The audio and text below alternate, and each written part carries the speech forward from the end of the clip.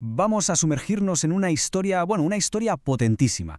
Es el relato en primera persona de un joven infante de marina peruano sacado de un libro llamado Más allá del mar y del Pitillú.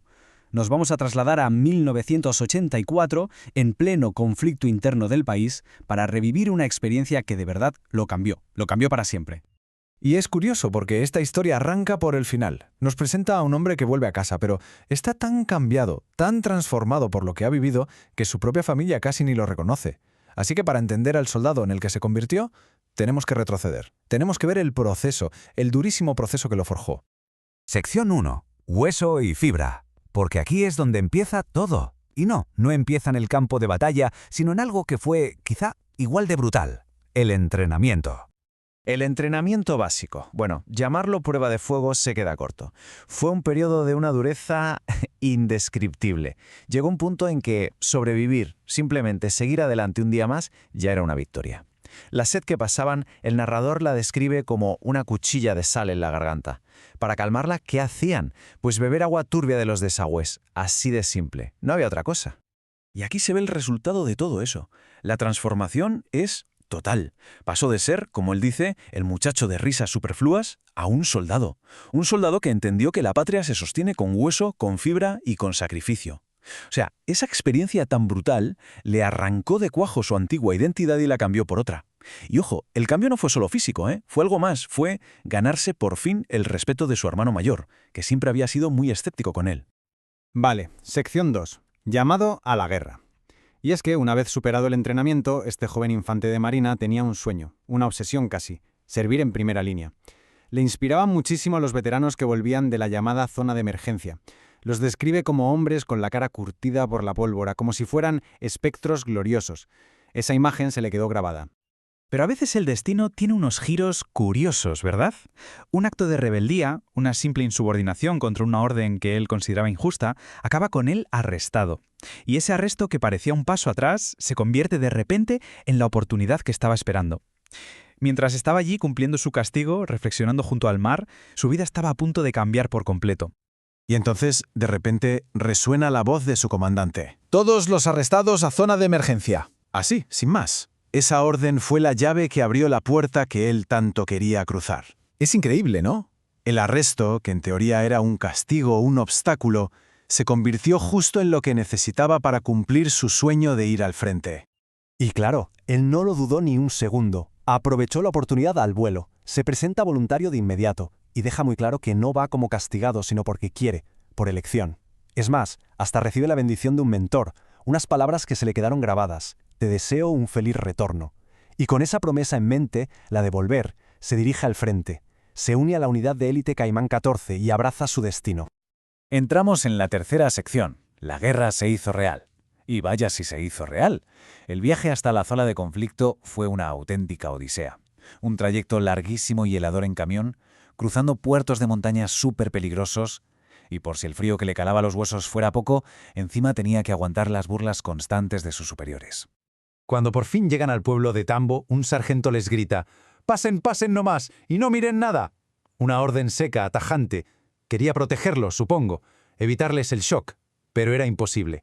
Era imposible no mirar. Y lo que vieron les golpeó en la cara. Terroristas capturados colgando de las vigas del techo. Gritos que venían de las salas de interrogatorio. Compañeros heridos en camas improvisadas. El aire olía a sangre y a pólvora. Las paredes del cuartel llenas de agujeros de bala.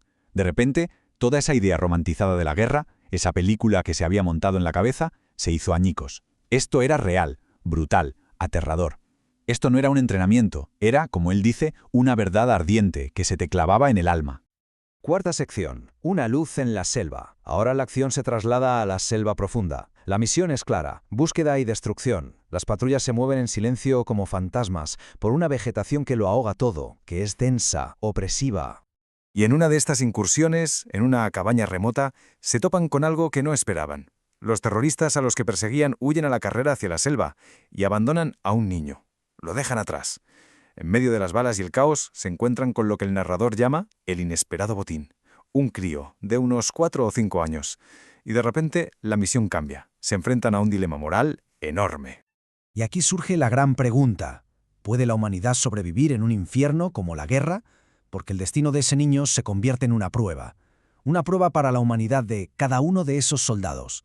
Algunos ya se habían endurecido tanto que casi habían olvidado lo que era la compasión, pero otros, como nuestro narrador, todavía sentían, todavía les quedaba ese pulso de humanidad. Y como era de esperar, estalla el debate. Por un lado, el sargento, el pragmático. No lo llevemos, será una carga, un estorbo. Pura lógica militar. Por otro, nuestro narrador, que se planta y dice, no, no es un animal. Es el pragmatismo más frío contra un grito de compasión. Y en ese infierno, en la selva, donde la muerte lo iguala todo, el narrador no duda en enfrentarse a su superior. Y al final, venció la humanidad. El jefe de la patrulla le da la razón al narrador, rescatan al niño, al que apodan Camotito, y lo ponen a salvo. Y al narrador, por su empeño, le cae el apodo de Rambo.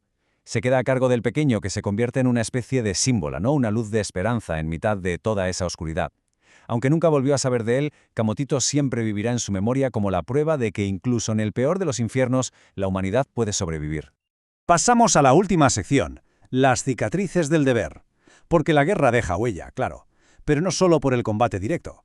A veces el enemigo no es el que tienes enfrente con un fusil. A veces el enemigo es el propio destino, las circunstancias. Fijaos en esta secuencia de hechos. Un día, una emboscada mortal a otra patrulla les obliga a cambiar todos los protocolos. A partir de ese momento, tienen que llevar el equipo de combate completo siempre.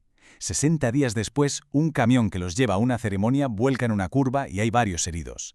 Y solo 2 días más tarde, otro compañero se cae de un árbol intentando quitar una bandera enemiga y se parte los 2 brazos. ¿Qué nos dice todo esto? Pues que en la guerra el peligro no está solo en el fuego enemigo. El destino, la mala suerte, la fatalidad, tejen trampas invisibles.